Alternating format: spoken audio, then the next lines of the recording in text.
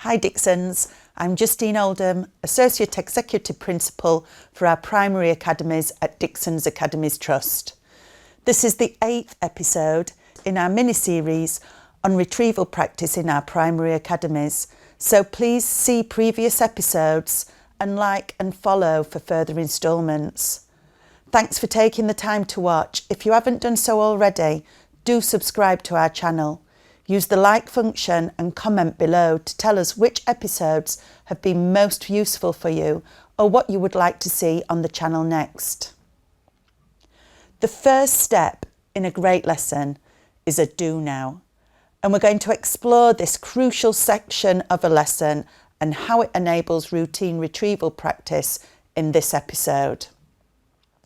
A do now is a retrieval activity that we do at the start of every lesson. It supports our strong start and is a great way to make retrieval a habit. This is not the only retrieval practice we use within lessons. However, it's a predictable, planned opportunity for efficient retrieval practice to happen. A do now is a short activity that is prepared and ready for students to engage with as they enter the classroom or as a lesson starts. As it happens so consistently, it is an automatic practice for students and it requires minimal teacher input. We ensure predictable routines and formats that need minimum explanation. Do nows are completed individually and as independently as possible. We find that use of a timer supports the pace of the do now and review now. In lower year groups, retrieval practice questions are sometimes teacher-led or read to students. And for scaffolding, we can provide cues. For example, word banks, images they've seen before, first letter prompts, previously learnt hand gestures or acronyms which support the recall. Often these cues are hidden and used as a prompt halfway through the do now, as research shows that minimal prompting is beneficial.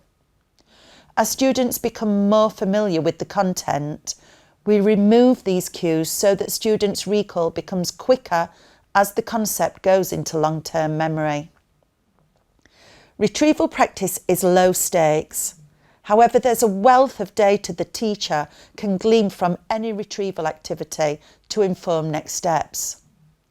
During the do now, teachers hunt for common successes and next steps and note them in their messy mark book.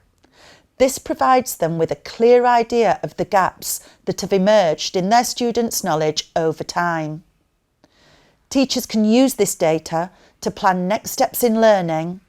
They can see what content may need to be retaught, if there are any common misconceptions to address, opportunities to take work from good to great, and which students need further support and focus within the lesson or subsequent lessons. Teachers are responsive to the students' needs, and if certain knowledge needs to be reviewed again, teachers can add this to the do now for the following lesson. We are going to go to our tables to do our do now job. You need to turn to page 22 and you have got 4 questions to have a go at. I want you to try really hard to think in your brain, see if you can remember this knowledge before you look at your knowledge organiser. Really smart.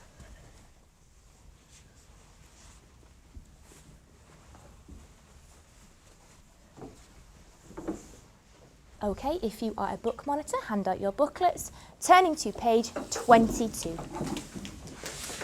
Get your pencil out for me, Azar. And we'll start with this one.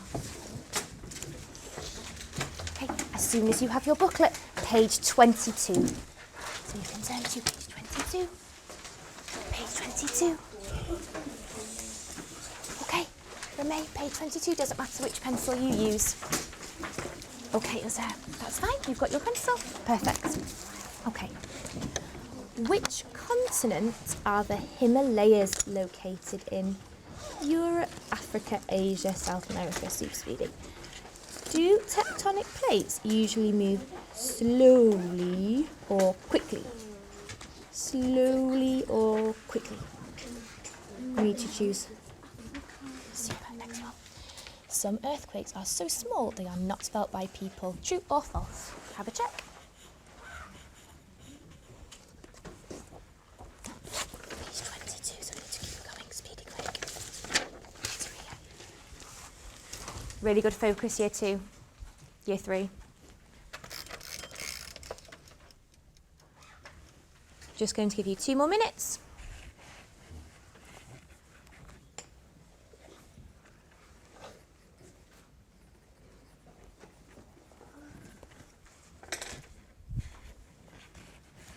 Check on the board, there is a little hint for question 1. It is a map. It is a map.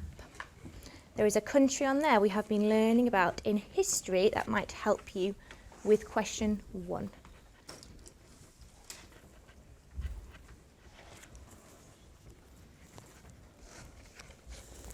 So try and think in your brain first before we check back. Where is page 22? So look at my clue. There are the Himalayas. We have learnt about China in geography. Yeah? Where is China? Europe, Africa, Asia, South America. Which one? Okay, tick the one you think. Now you might not have time to get these all finished in the next minute, but that's okay. Okay? Do you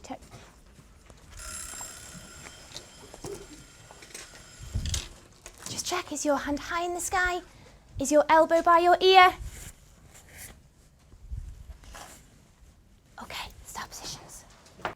A do now, which is a deliberate retrieval practice, is followed by a review now. The focus of the review now is learning rather than remembering.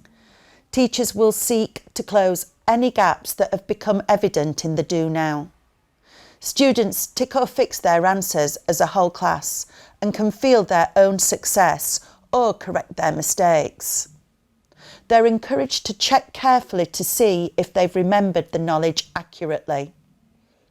Teachers then focus on questions that have posed the most problems for students and therefore quickly close identified gaps. I would like you to get your green pens ready to tick or fix. Get your green pens ready to tick or fix. Just like Marinata, just like Cavani.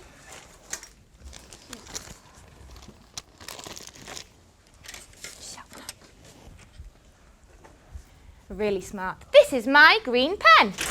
Okay, your first question said, which continent are the Himalayas located in?